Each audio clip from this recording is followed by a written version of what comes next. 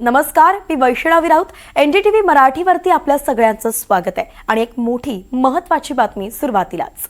भाजपकडून एकनाथ शिंदेंना मुंबई मनपात 90 आसपास जास्तीत जास्त जागा द्यायच्या फॉर्म्युला ठरल्याची माहिती सूत्रांनी दिली आहे. एक मोठी बातमी आपण पाहतोय की मुंबई महापालिकेवरती सगळ्यांचं लक्ष लागलंय आणि त्यात भाजप आणि शिंदे यांच्या चर्चा सुरू असताना 90च्या आसपास किंवा जास्तीत जास्त जागा द्यायच्या असा फॉर्म्युला सध्या ठरतोय.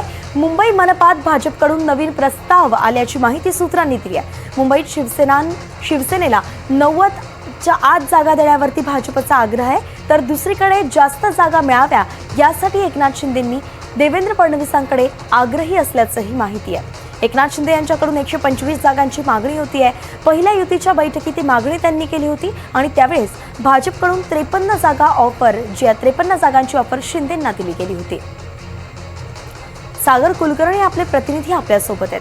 सागर, शिंदेंचा आग्रह 90 पेक्षाही जास्त जागांचा 125चा आहे, मात्र भाजप तशासाठी तयार नसल्याचं दिसतंय. नेमकं काय कारण आहे? भाजप स्वतःसाठी किती जागा ठेवायचा विचार करताय? एका बाजूला जवळपास 150 पेक्षा जास्त जागा भाजपला निवडणुकीत लढवायच्या आहेत आणि दुसरीकडे शिंदेंना मात्र 90 पेक्षा कमी जागा देण्याचा प्रस्ताव समोर दिल्याची माहिती येत आहे.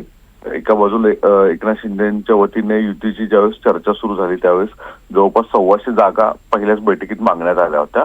मात्र भाजपाने त्याला प्रत्युत्तर म्हणून अवघ्या फक्त 53 जागांची ऑफर दिली होती.